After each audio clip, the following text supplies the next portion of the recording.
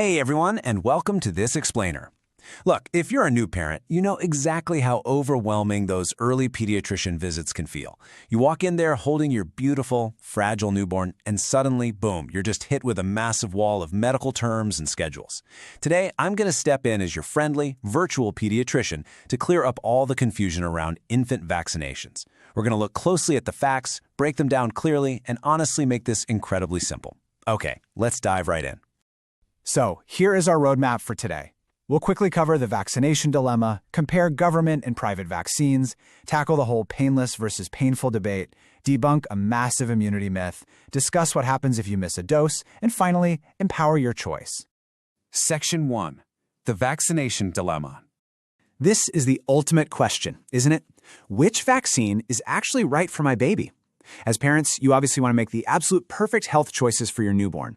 But man, the amount of conflicting information out there can paralyze even the most prepared families. You sit in that waiting room and your internal dialogue is just racing a mile a minute.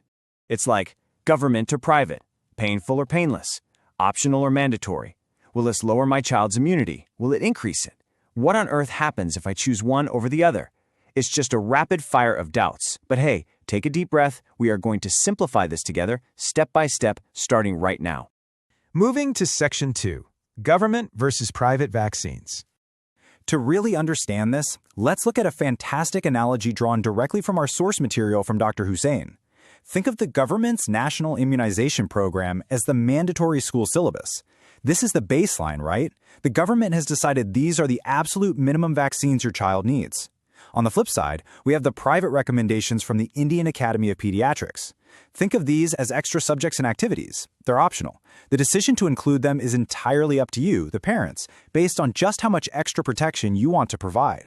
Now, what's really interesting is seeing exactly what falls into those two buckets. On the mandatory government side, you've got your heavy hitters, vaccines like BCG at birth, oral polio, DPT, pneumonia, rotavirus, and the MMR vaccine. Over on the optional private side, they add extra layers of armor. We're talking influenza, typhoid, hepatitis A, chickenpox, and meningococcal for brain fever. Why even get these optional ones? Well, when your kids eventually start school or when you start traveling with them, they face greater exposure.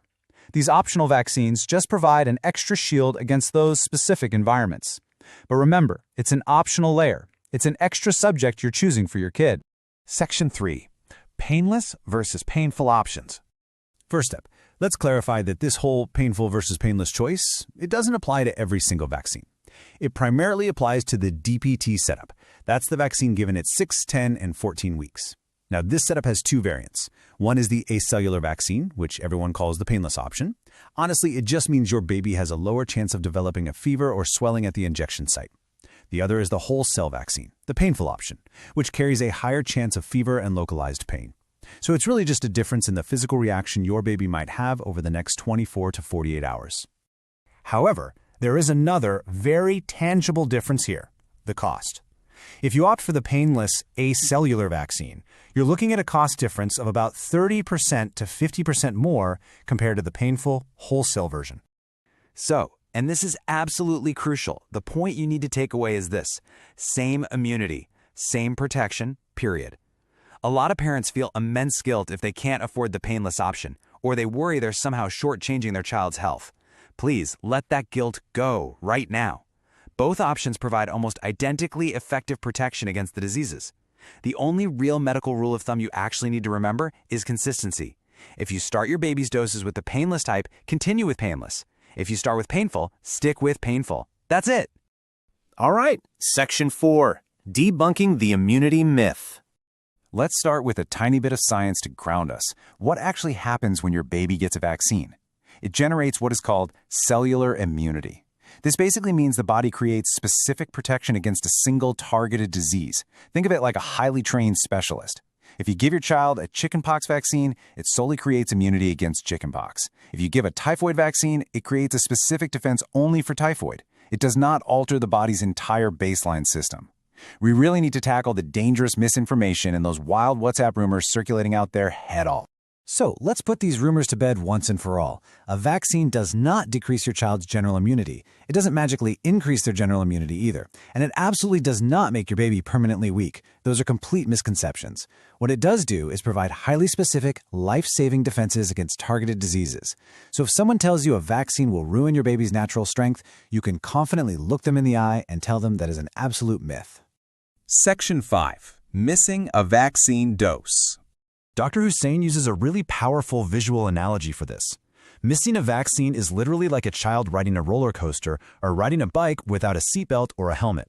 The immediate consequence might not be visible while they're sitting safely at home in your living room, but as they grow, they're going to go to school, they'll play, they'll mingle with 10 or 20 other kids, and they will travel. That unshielded exposure to infections becomes a very real, tangible risk. Vaccines are simply the safety gear for that inevitable ride.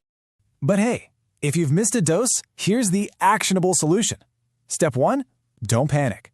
Step 2, consult your pediatrician directly. Step 3, follow a customized catch-up schedule. You see, even if your child is 5, 7, or even 10 years old, doctors have specific catch-up schedules tailored exactly to the vaccines they've missed at their current age.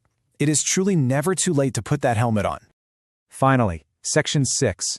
Empowering your choice. Ultimately, there's no government compulsion and no doctor compulsion on the optional elements. Vaccination is your parental decision based on exactly how much extra protection you wish to give your child as they step out into the wider world. So my question to you is, are you ready to map out your child's custom protection plan? Take this newfound clarity and head straight to your pediatrician for a truly informed discussion. But I want to leave you asking yourself this. In a world full of invisible threats, what other proactive steps can we take today to ensure our children's bodies are ready for tomorrow? Thanks so much for joining this explainer, and keep learning.